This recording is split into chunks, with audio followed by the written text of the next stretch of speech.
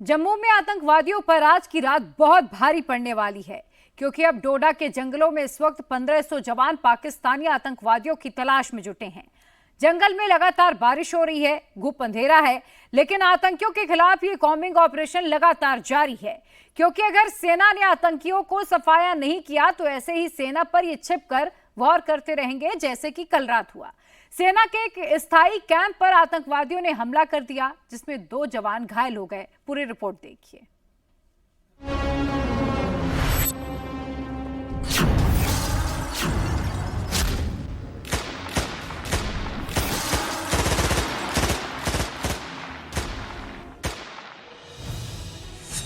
कल रात जम्मू के डोडा में गजब हो जाता। रात को एक लोकल हाई स्कूल के इसी कमरे में सेना के 12 जवान रुके हुए थे और यह सूचना आतंकवादियों को मिल गई। इन आतंकियों की हिम्मत देखिए। रात के अंधेरे में 2 बजे आतंकियों ने इंडियन आर्मी के इस टेम्पररी कैंप पर हमला कर दिया। सेना के 10 जवान एक कमरे में आराम कर रहे थे, जबकि 2 बाहर पहरा दे रहे थे। आतंकियों ने पहले जवानों के कमरे में ग्रेनेड फेंके और फिर अंधाधुंध फायरिंग शुरू कर दी। आतंकियों की पूरी कोशिश ये थी कि वो इसी कमरे में इन जवानों को घेर कर मार दें, लेकिन दरवाजे पर रात का पहरा दे रहे 2 जवानों की वजह से आतंकी अपने मंसूबों में कामयाब नहीं हो पाए। इन दोनों जवानों ने बहादुरी से आतंकियों का मुकाबला किया, अपनी जान की परवाह नहीं की। तभी फायरिंग की आवाज सुनकर अंदर आराम कर रहे जवान भी उठ गए। हम इस समय कश्तीगढ़ के जडान हाई स्कूल में हैं। यहाँ पर भारतीय सेना ने टैक्टिकल हॉल्ट लेते हुए करीबन रात 11 बजे यहाँ पर वो रुके और फिर उसके बाद क्योंकि एक लंबा ऑपरेशन चल रहा है जिसमें आतंकियों का सफाया करना बेहद जरूरी है, इसीलिए ठीक इसी जगह पर भारतीय सेना के जवान रुके हुए थे और फिर आतंकियों ने घात लगाकर करीबन 2 बजे के लगभग फायर शुरू किया। और यहाँ पे सबसे पहले जडान हाई स्कूल का जो ये पूरा एरिया है, यहाँ पर उन्होंने ग्रेनेड लॉब किया। ठीक सामने तस्वीरें जो ग्रेनेड की दिखाई दे रही हैं। ग्रेनेड फेंकने के बाद फायरिंग शुरू की गई। भारतीय सेना के जवानों ने मुस्तैदी के साथ जवाब दिया और फिर उसके बाद चारों तरफ से कॉर्डन लगाकर फायरिंग शुरू कर दी। Carl Gustav rocket launcher, LMG, MMG सभी से आतंकियों को खदेड़ने के लिए फायर किया गया। रात का अंधेरा था, देखना बहुत मुश्किल था और ये इस पूरे एरिया में करीबन 1500 से ज्यादा भारतीय सेना के जवान, जम्मू कश्मीर पुलिस की एसओजी और स्पेशल फोर्सेस के जवानों की तैनाती है। ठीक सामने जो ग्रेनेड के स्प्लिंटर के निशान है वो दिखाई दे रहे हैं, बुलेट्स के निशान दिखाई दे रहे हैं और यहीं पर फायरिंग शुरू हुई। अब जरा उस दरवाजे की हालत देख लीजिए। आतंकियों ने देखिए इस दरवाजे के ऊपर कितने फायर किए हैं। बताया जा रहा है कि यहाँ पर कल रात करीब 150 राउंड फायर किए गए। आतंकियों ने सेना के जवानों की 3 तरफ से घेराबंदी कर ली थी, लेकिन जवानों ने बहादुरी से आतंकियों का मुकाबला किया और उन्हें वहां से भागने पर मजबूर कर दिया। ठीक इसी जगह पर टैक्टिकल हॉल्ट के तौर पर भारतीय सेना के जवान तैनात थे और वहीं पर आतंकियों ने फायरिंग शुरू कर दी।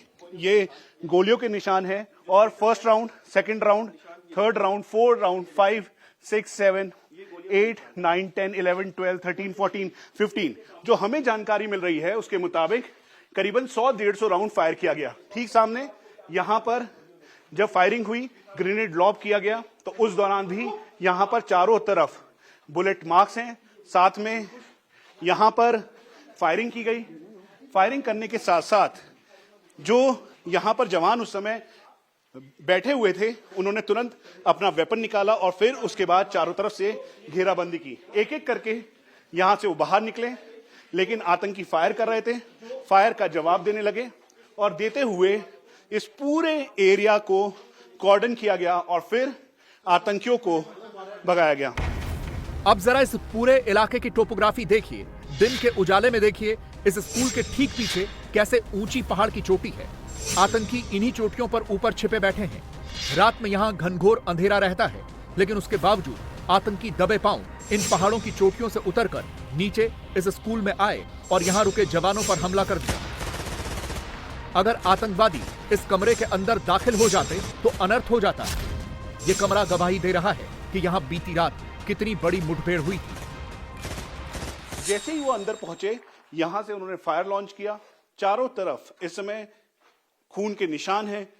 तस्वीरें विचलित कर सकती हैं, लेकिन भारतीय सेना के जवान जो कि यहां पर मौजूद थे, उन्होंने तुरंत बहादुरी के साथ अपना वेपन उठाया उसे कॉक किया और फिर फायर करना शुरू कर दिया।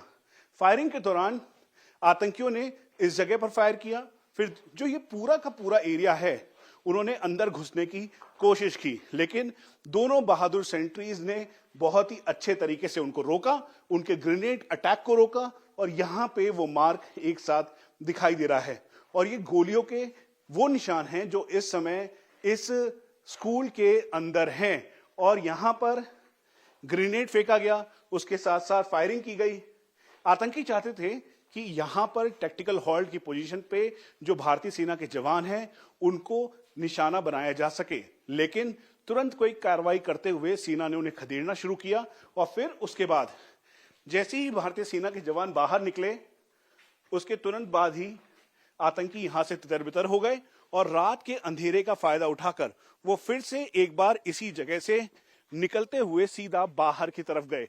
ये ऊंची पहाड़ियां हैं जिन पर चढ़ना बेहद मुश्किल है क्योंकि पैसेज कोई नहीं है और इसी का फायदा आतंकियों ने उठाया।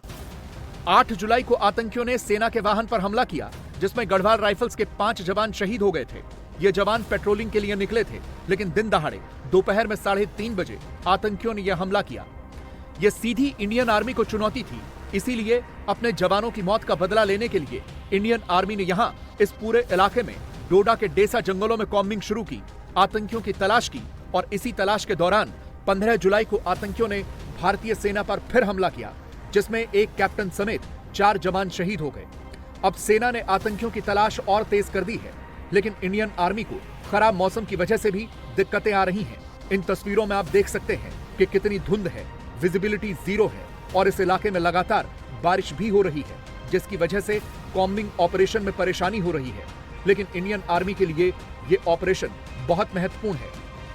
सेना और जम्मू कश्मीर पुलिस का संयुक्त ऑपरेशन चल रहा है जिसमें इंडियन आर्मी की 9 यूनिट शामिल हैं। इस वक्त डोडा के जंगलों में भारतीय सेना के कम से कम 1500 जवान आतंकियों की तलाश कर रहे हैं। भारतीय सेना की स्पेशल फोर्स को भी उतार दिया गया है। सेना के हेरॉन, नेत्र V4, mini drone, armed drone से आतंकियों को तलाशा जा रहा है। इसके अलावा जम्मू कश्मीर पुलिस की SOG टीम के 120 जवानों को भी तैनात किया गया है। इस पूरे ऑपरेशन पर दिल्ली से भी पैनी नजर रखी जा रही है। खुद रक्षा मंत्री ऑपरेशन की एक डिटेल की डेली रिपोर्ट ले रहे हैं और फिर आगे NSA, अजीत डोवल और प्रधानमंत्री नरेंद्र मोदी को भी जानकारी दी जा रही है।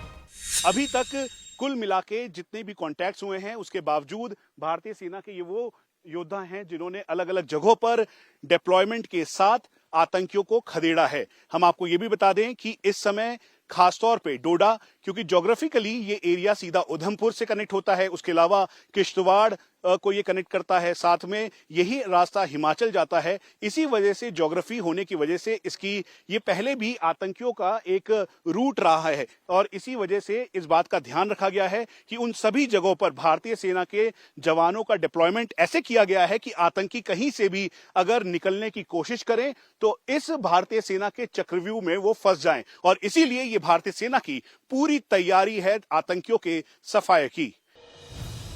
सेना को यह पक्की जानकारी मिल चुकी है कि जम्मू के इस रीजन में इन आतंकियों की बड़ी संख्या में घुसपैठ कराई गई है।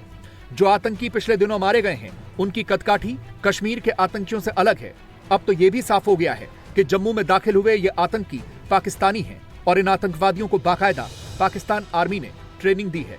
इनके पास आधुनिक किस्म के हथियार हैं और इन्हें वेल ट्रेंड करके भेजा गया है। इसीलिए इनके सफाये के लिए अब विलेज गार्ड्स की भी तैनाती कर दी गई है। डोडा के ऊंचे इलाकों में विलेज डिफेंस गार्ड तैनात कर दिए गए हैं। 1995 में 25,000 विलेज गार्ड रखे गए थे। इन्हें बाकायदा सैन्य ट्रेनिंग भी दी गई थी। हालांकि बाद में इन्हें हटा दिया गया था, लेकिन 2022 के बाद से इन्हें फिर से तैनात किया गया है और इन हमलों के बाद इनकी तैनाती और पुख्ता हो गई है। हम इस समय कश्तीगढ़ में हैं और ये जार्डन विलेज है। यहाँ पर ये विलेज डिफेंस गार्ड हैं जो कि इस समय गांव की सुरक्षा कर रहे हैं। कल देर रात 2 बजे जैसे ही आतंकियों ने ग्रेनेड लॉब किया उसके बाद से लेकर अभी तक ये चारों तरफ इनको तैनात किया गया है। उसके साथ साथ ये सीधा पुलिस और भारतीय सेना के साथ मिलकर अपने इस गांव की सुरक्षा कर रहे हैं। क्या नाम है आपका? सर मेरा नाम बिहारीलाल है।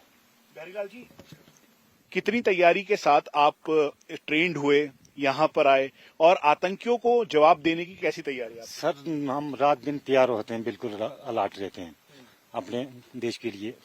हम तैयार रहते हैं। अगर इसके बाद फायर होगा तो उम्मीद है कि हम भी अपनी जान देंगे, उनको भी ले जाएंगे, छोड़ेंगे नहीं।